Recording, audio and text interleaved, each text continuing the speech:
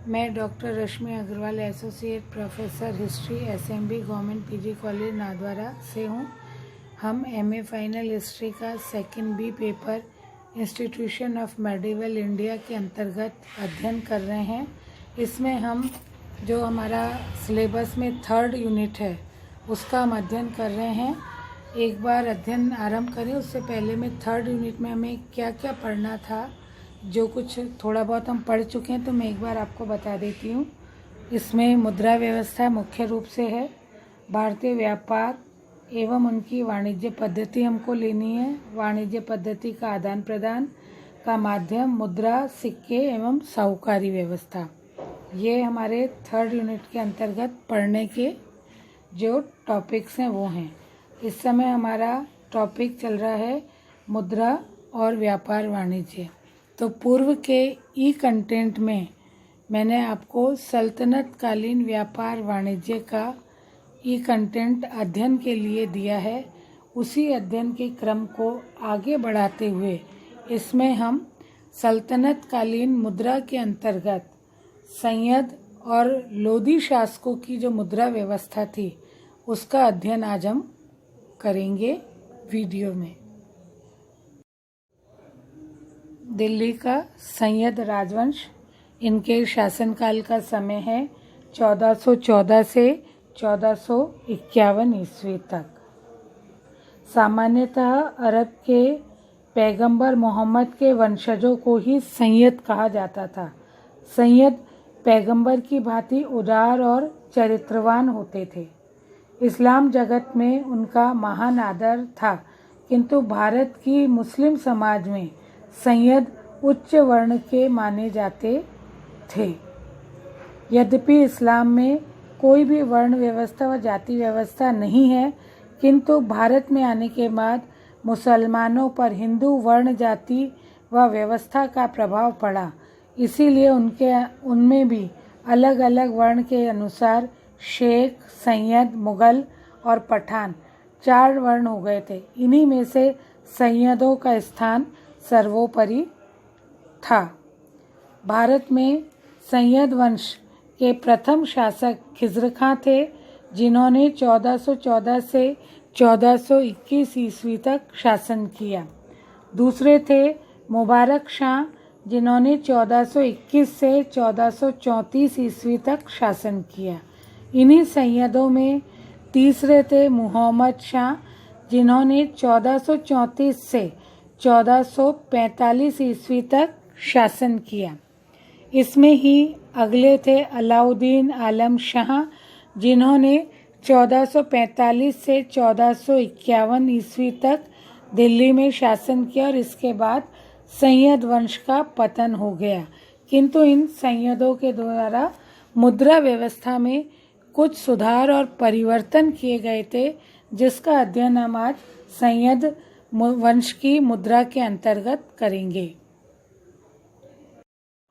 सैयद शासकों के जो सिक्के मिलते हैं तथा जिनका वर्णन हमें करना है, वे नेल्सन राइट ने catalogue of India coins in India museum Calcutta में किया है। उसमें मुबारक शाह, जो कि 1421 से 33 तक थे, के सिक्के मुख्यतः तांबे के थे, जिनका वजन 97 ग्रेन से लेकर 167.5 ग्रेन तक का था।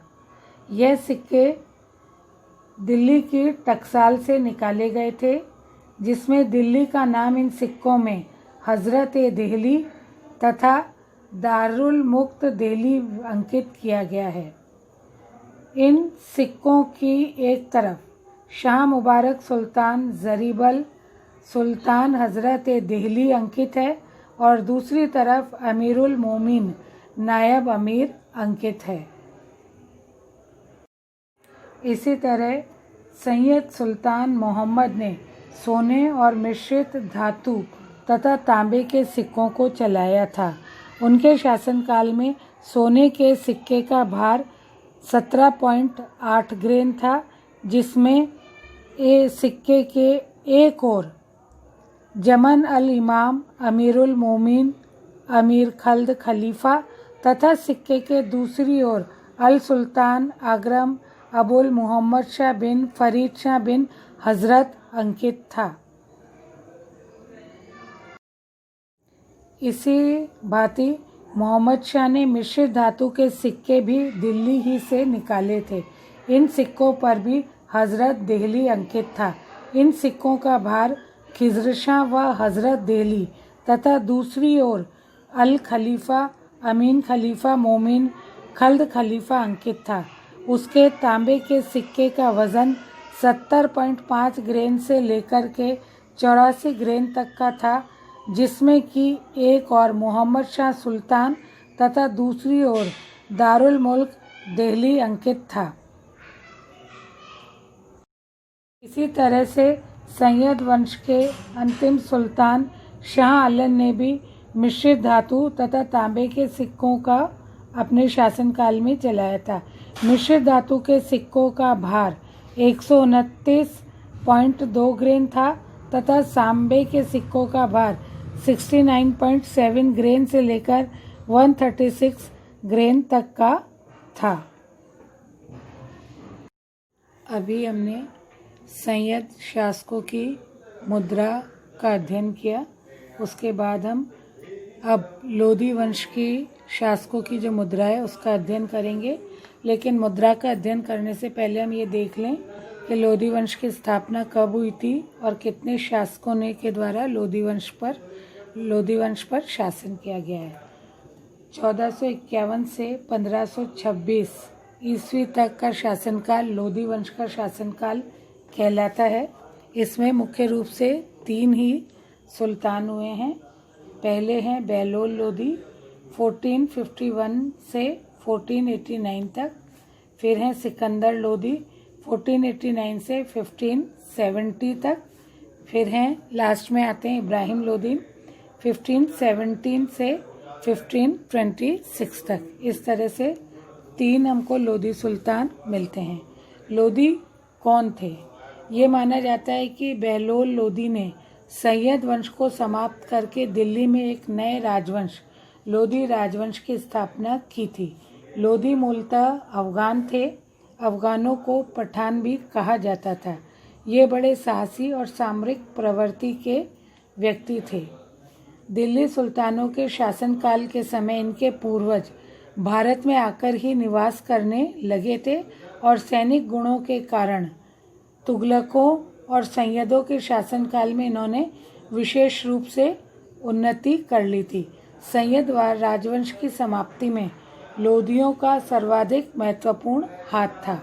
दिल्ली सल्तनत के राजवंशों में यह लोधी वंश अंतिम वंश के नाम से जाना जाता है। सुल्तान बहलोल लोधी के सिक्के। बहलोल लोधी ने जीतल के स्थान पर बहलोली नामक सिक्का आरंभ किया था। बहलोल लोधी के काल के मिलने वाले सिक्के 2 प्रकार के थे।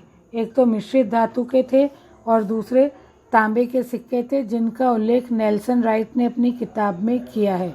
मिश्रित धातु के सिक्के का वजन 56 ग्रेन से लेकर 147.5 ग्रेन तक का माना जाता था। इन सिक्कों पर एक ओर बहलोल लोधी अंकित था और दूसरी ओर अमीर उल मोमिन नायब अंकित था। बहलोल लोधी ने तांबे के सिक्के दिल्ली तथा जौनपुर से ही जारी किए थे। दिल्ली से जारी किए गए सिक्कों में टकसाल का नाम हजरत दिल्ली या दारुल मुल्क दिल्ली तथा जौनपुर की टकसाल का नाम शहर जौनपुर मिलता था। तांबे के अधिकांश सिक्के दिल्ली से ही जारी किए गए थे। सिकंदर लोधी ने अपने पिता की तरह मिश्रित धातु व तांबे के सिक्के जारी किए थे।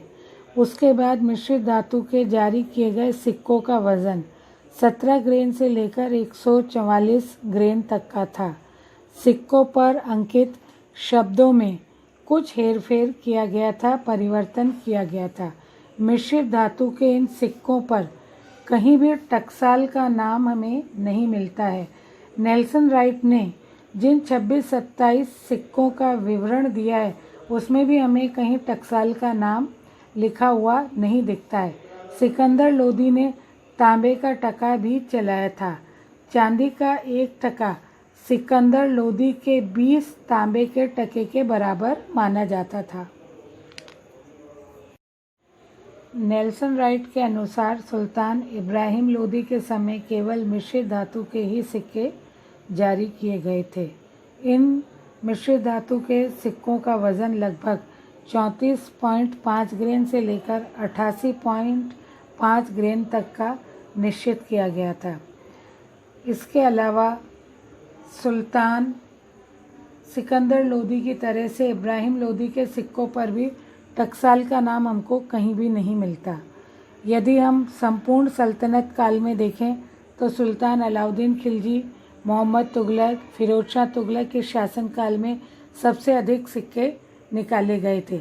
चांदी के अभाव के कारण सबसे अधिक सोने व मिश्रित धातु व तांबे के सिक्के मोहम्मद तुगलक के शासनकाल में ही निकाले गए थे।